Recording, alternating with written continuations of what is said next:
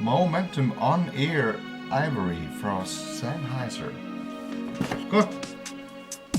Vá. Það er rosa lúk á þessu. Sko. Mæta þau á svæðið. Ok, stund sannleikans. Til að dansa í nótt við töfratóna í La Dolce Vita.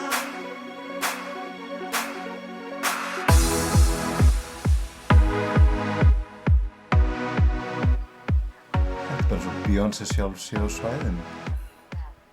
Ég nota heyrnartól aðalega þegar ég fer út að skokka. Ég er svo heppinn í bý hérna bara við sjóinn, þannig að þegar veðrið er gott þá er engin afsökun ég fer út og skokka með iPod.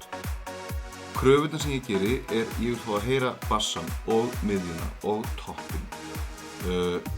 Ég eiginlega geri þá kröfu að ef ég er með heyrnartól þá vil ég helst að söngvarinn sé, að syngja upp við eyrað á mér eins og hann sé á staðnum.